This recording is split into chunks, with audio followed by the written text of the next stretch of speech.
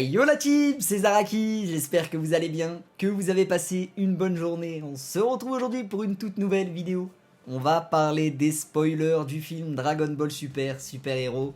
Alors, si tu n'as pas envie d'être spoil, si tu ne veux aucune information sur le film, je t'invite à quitter la vidéo tout de suite. On va spoil comme des porcs, on va revenir sur beaucoup de détails. Je n'ai pas vu le film, il est sorti uniquement au Japon, mais on a eu énormément de spoilers. Et grâce au site Dragon Ball Super-France.fr, eh bien tu as eu les spoilers, les images et l'intégralité du film en résumé.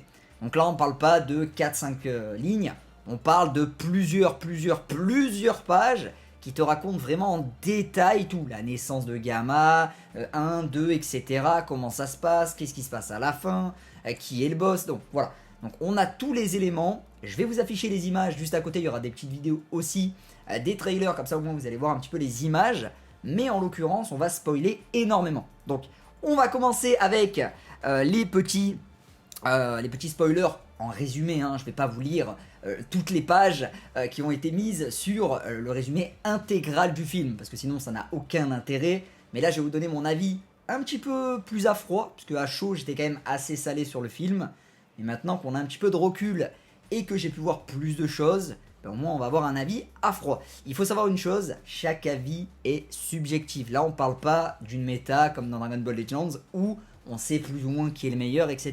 Donc on a quand même une certaine objectivité. Là on est sur un avis, sur un film. Donc là c'est de la totale subjectivité. Donc si tu aimes le film, si ça te fait kiffer les formes, si ça te fait kiffer les transformations, si tu aimes la CGI ou inversement, eh bien c'est ton droit. Personne n'a à te dire non le film pue la merde donc tu pues la merde, ton avis est éclaté. Ou inversement, bah, je sais pas, tu kiffes ou tu n'aimes pas, personne n'a à dire qui à la vie ultime. Voilà, c'est les goûts et les couleurs. Donc là-dessus, c'est comme ça. Donc dans les commentaires, comme sur Twitter, etc., pas d'insultes entre vous. Chacun est libre d'avoir son avis. Donc on va revenir sur le petit résumé, donc chaque ligne de ce qui se passe dans le film. J'ai quand même beaucoup de mal. Le premier point avant de parler de ça, c'est la CGI. Pour moi, quand tu as eu DBS Broly juste avant, tu ne peux pas te contenter de la CGI. Mais ça, c'est mon avis personnel. C'est-à-dire que DBS Broly, pour moi, en 2D, c'était une claque monumentale en termes de visuel. On a eu de la CGI pendant le combat Gogeta Blue et Broly dans la sorte de dimension parallèle, le truc un peu chelou.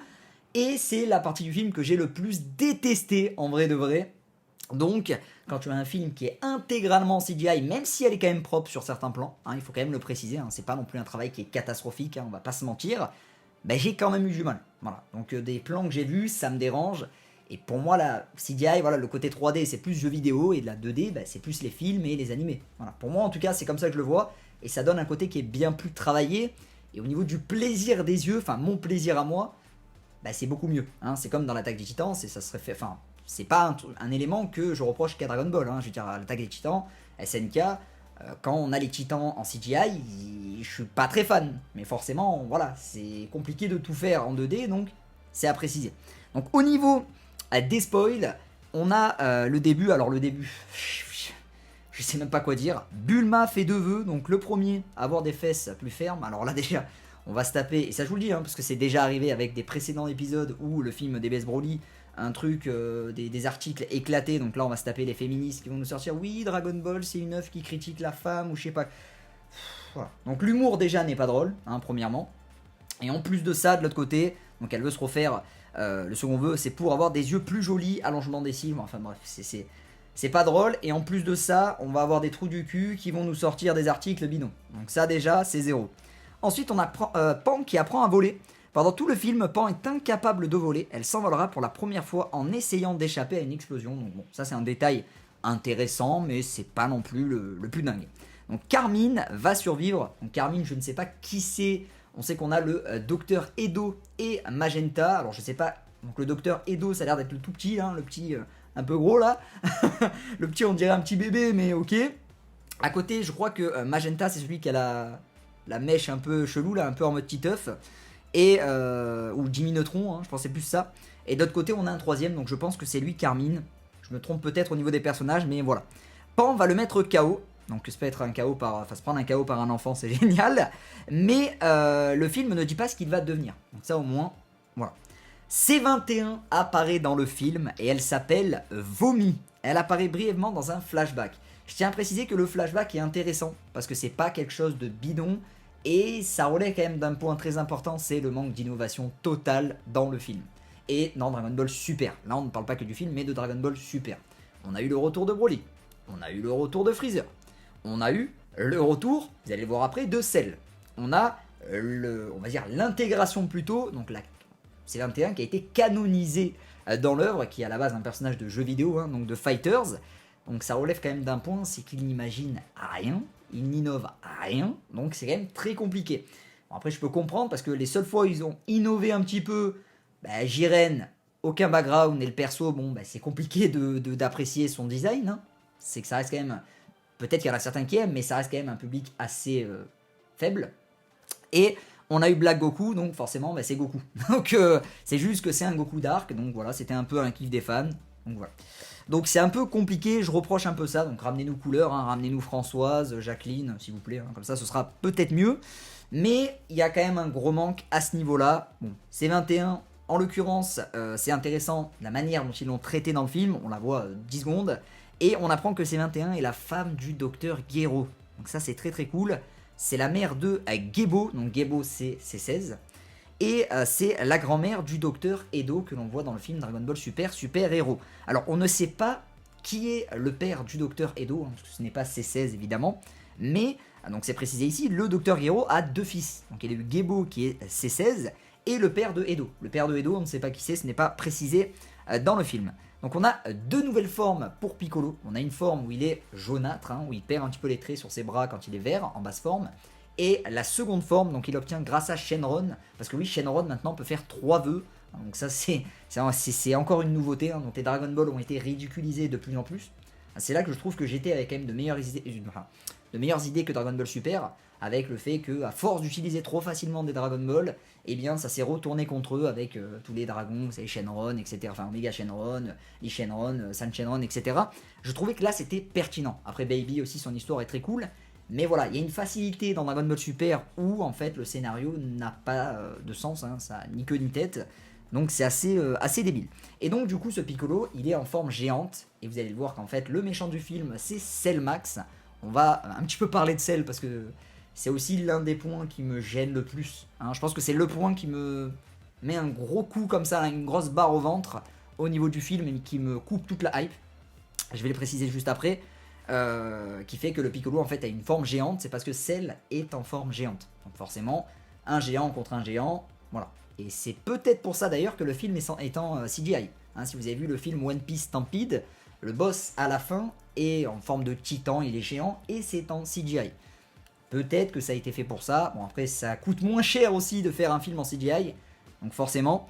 Voilà, donc là-dessus on a l'information que Piccolo a 2 formes. Donc le perso à la base il est vert, il a une deuxième forme, il est jaune, troisième forme il est orange, bleu la prochaine. Donc c'est ce que je reproche un peu à DBS, c'est qu'on a un SSJ God c'est rouge, SSJ Blue c'est bleu, Migate c'est gris blanc, on a toutes les couleurs en fait, hein. On a le Vegeta c'est bleu mais d'une autre couleur, enfin ça part dans tous les sens. Et ça je trouve que à part vendre des figurines ou des produits dérivés, je trouve que c'est vraiment dommage d'avoir rendu l'œuvre en fait aussi inutile et inintéressante en termes de scénario. Bon, le scénario avec Zamasu était intéressant, mais à la fin, je trouve que c'était un peu moins bien, mais il y avait des idées. Donc, ensuite, on a le docteur Edo qui ordonne à son abeille, donc robot Hashimaru, de tuer Magenta. Magenta, vous l'appelez comme vous voulez. Donc voilà, je pense que, en fait, si vous voulez, si vous n'avez pas vu les spoilers, Magenta, en fait, c'est celui qui libère Cellmax. En fait, le docteur Edo avait créé, si je ne dis pas de bêtises, Cellmax, mais ne voulait pas le libérer parce qu'il ne le contrôle pas. Et donc, Cellmax, c'est un perso en mode furie, il écoute rien, ça pète dans tous les sens, et c'est ce qu'a voulu faire Magenta, c'est pour ça que je pense que le docteur Edo a voulu le tuer. Donc le boss final est donc bien Cellmax, c'est un Cell différent de celui qu'on connaît tous, un prototype aux couleurs verte, rouge et noire nommé création du docteur Edo. Il n'a aucune ligne de dialogue, juste des cris de combat. Voilà, c'est ça qui m'a mis la barre au ventre, qui m'a coupé direct le délire, parce que déjà, il y a un point à préciser. pourquoi, si ce n'est pas Cell, pourquoi s'il n'a rien à voir avec le précédent, pourquoi il s'appelle Cell? Déjà, je le demande pourquoi il s'appelle Cell. Et deuxièmement, pourquoi il n'a aucune ligne de dialogue, putain de merde. C'est quand même à préciser, c'est-à-dire que le combat, tu vas avoir au départ donc Gamma 1 et Gamma 2 qui, eux, parlent, eux ont une réflexion, eux, ils ont... Tu peux t'attacher aux personnages parce que justement, ils vont s'exprimer, ils vont faire des actions, etc. Là, en face, à la fin, tu vas avoir, donc après je ne sais pas combien d'années d'attente, un personnage qui à la fin va te faire... C'est sérieux? C'est-à-dire que à la fin, Cell, tu t'en fous. Tu t'en fous parce que tu pourras pas t'attacher au personnage. Il aura rien à raconter, il a pas d'histoire, il parle pas. Ben frère, ne viens pas dans le film. Donc moi ça me dérange parce que c'est pas Cell, d'accord, c'est pas le Cell qu'on a connu, mais il a la tête de Cell deuxième forme, donc c'est Cell, je suis désolé. Et si c'est pas Cell qu'on a connu, pourquoi il s'appelle Cell? Donc appelez-le, je sais pas, comme je disais tout à l'heure, Françoise, Jacqueline, Michel, Bertrand, Bernard, voilà, appelez-le comme vous voulez, mais pas Cell, vu que ce n'est pas Cell en fait, ne l'appelez pas Cell. Donc ça me dérange. Et en fait, il n'y a aucune innovation parce qu'on reprend encore une fois un chara-design qui existait déjà, on a modifié 2-3 trucs avec ses couleurs, et c'est un personnage qui existe déjà parce que Cellmax en fait existe, parce qu'il a été créé, si je ne dis pas de bêtises, pour un jeu par Toriyama. Un jeu qui n'avait jamais vu le jour ou qui datait, et il me semble que ça a été aussi repris dans Dragon Ball Heroes. Donc à partir de là, en fait, qu'est-ce qu'a créé Dragon Ball Super Héros, à part les gamins? Et au niveau du scénario, qu'est-ce qui est pertinent là-dedans? D'avoir un méchant qui ne parle pas. Pour moi, ça, c'est le plus gros frein du film. Un méchant inanimé, en fait. Hein, à part... Frère, on est dans Dragon Ball, on est dans Gulli, on est sur Tefou. Même sur Tefou, il parle. Donc, je suis très salé et très dérangé par ce point qui fait que, en fait, je m'en fous littéralement de savoir ce qui va se passer dans le film. C'est pour ça que je vais aller plus loin dans les spoils, puisque là j'ai été spoil, parce que je sais que le jeu Dragon Ball Legends, voire Dokkan, vont nous spoil. Mais là, en fait, j'ai plus aucun intérêt pour le film dès que j'ai su ça. Peu importe, hein, Gohan, il peut avoir le SSJ8, ce que tu veux, il peut être hyper stylé, peu importe. Le méchant, voilà, coup de frein. Voilà. Et donc ça, c'est le premier point. Ensuite, on apprend que Gamma 2 va mourir dans le film. Le cyborg va se sacrifier pour sauver Gohan contre Cellmax. Ça, c'est un très bon point dans le film. Parce qu'à la base, on voit que ils se considèrent comme des super-héros, hein, Gamma 1 et Gamma 2. Donc Gamma 2 va se sacrifier peut-être parce qu'il va voir que Cell est incontrôlable, que c'est un personnage qui va faire sauter tout partout. Et un méchant à la base, enfin plutôt un antagoniste contre nos protagonistes, qui va changer en fait de direction et d'avis avec de la réflexion. On va certainement voir des passages où Gamma 2 va réfléchir, à se dire putain mais qu'est-ce qu'on a fait, qu'est-ce qu'il a fait, il a libéré Cell, c'est n'importe quoi, tu vois, je vais sauver Gohan. Là tu vois, tu t'attaches. Peut-être que quand Gamma 2 va mourir, on va se dire putain merde, fais chier, tu vois. Alors que Cell il meurt, tu fais d'accord, suivant. Voilà. Et donc ça pour moi c'est un très bon point, ce que je reproche un petit peu à Cell. Vous imaginez, juste, je vous hype un petit peu là. Imaginez, donc admettons ce n'était pas Cell, mais il récupère des cellules dans l'ancien Cell, ou alors il a un peu des souvenirs et il sait qui est Gohan. Il sait qui est Gohan parce que Cell est un cyborg, Gamma 1 et Gamma 2 également, et on rappelle que Gohan c'est celui qui a détruit l'armée du ruban rouge, c'est celui qui en fait a détruit le dernier gros cyborg, les autres après on a les C17 et C18, mais ils se sont ralliés aux gentils. Donc quelque part c'est Gohan qui a enlevé la dernière menace de l'armée du ruban rouge. Pourquoi? Et d'ailleurs moi c'est un point que j'aurais kiffé, et ça c'est du fanservice, hein, mais c'est du bon fanservice. Est-ce que vous n'auriez pas kiffé voir le méchant en face dire eh ben c'est toi Gohan, on m'a beaucoup parlé de toi. Tu vois, ou un truc comme ça, où genre tu revois l'ancien Cell, alors là on est encore plus dans le fanservice, tu revois l'ancien Cell, enfin le nouveau Cell mais avec des cellules de l'ancien Cell, qu'il fait Gohan, tu as bien grandi dis donc.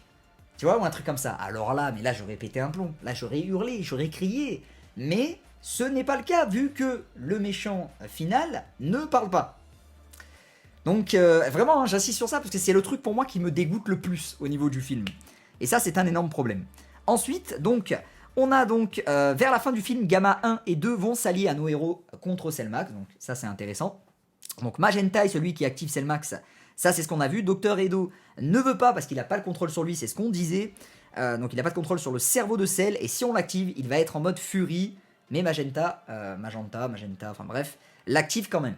Donc ça, c'est ce qu'on a dit, encore une fois. Gotenks va se battre contre Cellmax. On le voit de dos dans le trailer, ce qui est vrai, hein, vous allez voir dans la vidéo.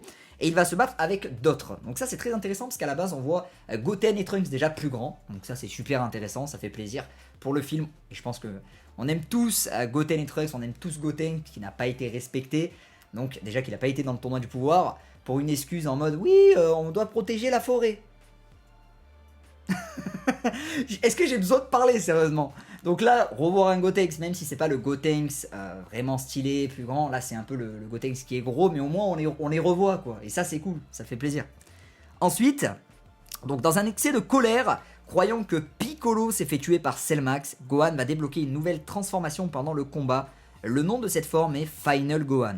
Dans les changements notables, les cheveux de Gohan ressemblent, enfin gardent, je sais pas, la traduction est un peu mauvaise, ça garde, enfin en fait ça reste un peu sur du SSJ2, c'est-à-dire qu'on a la mèche, mais bon c'est une mèche frère, le truc c'est un trampoline, tu peux limite, tu vois, c'est un truc pour sauter dans la piscine tellement c'est long le truc, donc c'est quand même très très chaud, et donc c'est plus allongé comme ils le disent, et même en arrière aussi, hein, c'est plus long en arrière et à l'avant, donc c'est quand même assez chaud à supporter sur le crâne.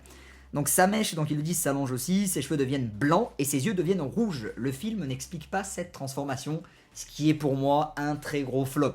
C'est-à-dire que oui, tu vas peut-être kiffer la scène, moi perso j'aime bien la forme. Alors la forme j'aime bien, il y a des passages dans le film, c'est une angoisse, hein. Je pense que autant de temps et d'années de travail sur ça pour faire ce rendu, c'est quand même honteux, mais la forme est stylée, j'aime bien la forme. Après, aucune explication, pour moi c'est un énorme problème. C'est-à-dire qu'il débloque une forme, le gars il dit non, moi j'arrête toutes ces conneries de SSJ, je sais pas quoi. Il est en Gohan ultime, basse forme, il était hyper stylé. Simplicité, efficacité, puissance. Qu'est-ce qui se passe à la fin? Des éclairs. Il est violet, il a une aura qui est violette. Il a les cheveux gris-blanc. Il a les yeux rouges. Mais en fait, ça n'a plus aucun putain de sens. Et ça, c'est pas un truc que je reproche au film, mais c'est tout Dragon Ball Super. Je vous dis, les cheveux rouges du SSJ God, les cheveux bleus du SSJ Blue, Migate qui est gris. Donc je ne vais pas spoil, enfin si je peux spoil parce que si vous avez spoil, si vous êtes là-dessus, c'est je pense que vous êtes à jour dans le manga. Sinon, bouchez-vous les oreilles pendant 10 secondes. Vegeta, il a les cheveux violets, hein, donc c'est comme l'ultra instinct de Goku, mais là c'est l'ultra ego. À un moment donné, frère, t'as toutes les couleurs. Et quand c'est pas les couleurs des cheveux, bah tu te retrouves avec les couleurs du corps, où Piccolo il est vert à la base, après il est jaune, après il est orange, et ce n'est pas expliqué. Piccolo, sa forme n'est pas expliquée, le coloris n'est pas expliqué, Gohan, c'est pas expliqué, donc en fait, c'est juste, prenez la transformation, t'aimes pas, c'est ton problème, t'as du fanservice, c'est très bien, mais par contre, les explications, c'est zéro. Donc pour moi, c'est un énorme problème à ce niveau-là. Après, on en revient au même point. Dans un excès de colère, voyant Piccolo mourir, Gohan se transforme. On va refaire le côté qui a zéro innovation et imagination. Tu as donc on rappelle, hein, Piccolo qui meurt, Gohan se transforme. Donc qu'est-ce qui s'était passé dans l'Arc Cell, s'il vous plaît? C'est 16 qui meurt, Gohan qui se transforme. Et ils ont osé faire quoi? Le petit trait rouge qui passe derrière la tête de Gohan quand il voit ses 16 mourir avec le petit oiseau. Ils ont mis la même scène, sauf qu'ils ont enlevé l'oiseau. Donc on peut pas faire plus copier-coller que ça. Donc c'est un truc de ouf. Par contre, le fan service que j'ai bien apprécié dans la fin du film, c'est que Gohan ne va pas tuer le sel avec un Kamehameha. Ça c'est un très bon point parce que ça évite que ce soit encore et toujours un Kamehameha, même si la forme, enfin c'est pas la forme mais plutôt l'attaque est quand même mythique, hein, donc c'est quand même important de l'avoir comme le Genki Dama. Mais là en fait on a le Makenko Zappo, donc l'attaque de Piccolo, et en fait ce qui est stylé c'est que Piccolo tient Cell et Gohan le tue avec le Makenko Zappo. Et ça je trouve ça hyper stylé parce que c'est du fan service mais qu'on n'a jamais eu, et je trouve que c'est intéressant parce que on voit la scène et on revient avec Raditz où c'était Goku qui tenait Raditz et Piccolo qui faisait le Makenko Zappo, et là du coup c'est Piccolo qui tient Cell et Gohan donc c'est son fils, c'est pas son fils de sang mais c'est son fils spirituel, on peut dire ça comme ça, et il le tue avec la technique de son père entre guillemets. Donc je trouve ça vraiment super. Je préfère ça qu'un Kamehameha. Donc ça, même s'il y en a qui vont pas aimer, moi j'aime bien, c'est mon avis, et c'est comme ça. Voilà. Donc, le docteur Edo, alors ça... Oh alors ça... À la fin du film, donc le docteur Edo, ça crée des machines, hein. Il crée des guerriers, etc., qui sont très forts, hein, parce que Gamma 1 et Gamma 2 ne sont pas non plus des merdes, hein. Au début du film, Piccolo dit que ils peuvent poser problème à Goku et Vegeta. Faut quand même le préciser. Et donc, à la fin du film, Gamma 1 et le Dr Edo vont maintenant travailler pour Capsule Corporation. Bulma veut faire de Edo un grand chercheur en esthétique. Aïe. cette phrase me dérange fortement. Et donc, de cette façon, elle n'aura plus besoin de Dragon Ball pour ça. C'est quand même très très compliqué à accepter. Vous comprenez ce que je veux dire quand on a connu Dragon Ball et Dragon Ball Z, les gars, c'est très compliqué à accepter. C'est très très compliqué. Même s'il y a le côté génération, on change de temps, etc. On prend ça comme du bonus, mais c'est quand même difficile à avaler. La pilule, elle est difficile à avaler. Et donc, Gamma 1, je pense qu'il va rejoindre en fait l'univers 7. Je crois que c'est précisé, il me semble plus loin. Mais en tout cas, Gamma 1 risque de rejoindre peut-être Jaco, en mode patrouilleur galactique, ou alors avec l'univers 7 directement. Donc la Team 7. Et donc voilà. Et à la fin du film, on a une scène, donc c'est la scène de fin du film, où on a Goku et Vegeta qui s'affrontent en fait. Et comme défi, Whis, ils s'affrontent chez les Russes. Il faut savoir qu'on voit Broly dans le film, et que Broly s'entraîne à maîtriser sa puissance. Donc ça, au moins, même si c'est pas le truc le plus fou, Broly c'est cool de le revoir. Parce que c'est comme Jiren, tu vois, c'est des persos que concrètement on attend un plus, on attend de les revoir. C'est un peu comme Hit aussi. Et on les revoit, et là en l'occurrence, on revoit le petit Broly, et on le voit maîtriser sa puissance chez Beerus. Et donc Goku et Vegeta qui s'affrontent avec comme défi de Whis de rester en basse forme, c'est Vegeta qui l'emporte. Alors ça me dérange un peu sur le côté que Goku est déjà toujours plus fort. Par contre, vu que c'est qu'en basse forme, ça va. Ça me gêne moins. Et c'est intéressant parce qu'au moins on met d'autres personnages à l'honneur que Goku. Donc ça c'est super cool. Donc la conclusion de ce film, c'est que déjà on n'a pas vu le film. Voilà. Donc déjà j'aurai un avis qui sera peut-être différent quand je verrai le film. Là on voit ça en image qualité éclatée. Et j'aurai peut-être un autre avis après. La CGI va toujours autant me déranger. Mais il y a quand même des scènes qui claquent. Et ça c'est indéniable. Visuellement ça reste quand même beau à certains moments. Mais par contre ce qui me gêne c'est que c'est soit beau, soit c'est catastrophique. C'est pas normal ou beau. Tu vois, il y a des scènes, donc vous l'avez vu avec le Gohan, on voit la mèche de côté, là, tu vois le truc, on dirait une corne, le truc, c'est une corne de gazelle, le truc, c'est un truc de ouf. Et à la fin, en arrière, tu vois, c'est Sonic, quoi. Donc c'est un mélange de Titeuf vers l'avant et de Sonic en arrière. Donc c'est un peu chelou. Et Sonic n'est pas allé au coiffeur depuis très longtemps. Donc ça me dérange un peu, et Shrek, comme je te dis, Shrek, tu vois, je l'appelle Shrek maintenant. Et Piccolo, c'est Shrek en orange. Donc ça me gêne quand même beaucoup à ce niveau-là, sur certains moments. C'est pas beau du tout, alors qu'ils ont largement l'argent déjà de faire mieux. Quand on voit Demon Slayer, Kimetsu, quand on voit SNK, etc., même si c'est pas les mêmes œuvres, tu regardes Aohashi, aujourd'hui ça n'a rien à voir, on est sur un manga de foot, l'autre c'est un peu des épéistes, après t'en as un autre, c'est un truc sur les titans et tout, avec l'humanité, ça n'a rien à voir, mais j'ai l'impression vraiment, même One Piece qui fait quand même de beaux épisodes dernièrement en animé, je comprends pas, avec tous les moyens qu'a Dragon Ball, pourquoi la qualité est aussi médiocre par rapport à la concurrence, alors qu'en termes de gains, je pense que Dragon Ball, c'est ce qui gagne le plus. Mais encore une fois, c'est ce qui vend le plus en produits dérivés. Donc est-ce qu'ils sont pas dans une politique de on fait le maximum de formes de toutes les couleurs, on vend de la figurine, on s'enrichit et Walida. Moi je pense que c'est ça, parce que il n'y a pas d'autre point en fait. C'est obligatoire que ce soit ça. Si c'est pas ça, je comprends pas trop le délire, donc peut-être qu'on n'a pas tous le même avis, mais moi en tout cas, voilà. Le film, j'ai quand même hâte de le voir, je suis très content qu'on mette à l'honneur d'autres personnages que Goku et Vegeta. Le duo Piccolo-Gohan méritait d'être mis en avant, même si je suis pas fan des formes, je suis quand même très content que ce soit eux qui soient mis en avant, et ça fait plaisir quand même de revoir Gohan. On va parler quand même de sa forme finale à Gohan. C'est beau, mais c'est chelou. C'est beau, mais c'est chelou. Et il n'y a pas d'explication. Moi, en fait, c'est ça qui me gêne. C'est que je sais que je vais peut-être faire le rabat-joie, je sais que certains ne seront pas d'accord avec moi, et on peut en débattre sans aucun problème. Mais à partir du moment où plus je grandis, et plus en fait pour moi le développement c'est important. Et avant je me contentais des combats, etc. Mais et maintenant j'aime quand on a une explication. Même si la forme elle n'est pas forcément la plus belle, donc c'est sûr que ça va bloquer, mais si le développement derrière il suit, je vais être content. Je préfère avoir un meilleur développement qu'une forme juste tape à l'œil, quoi.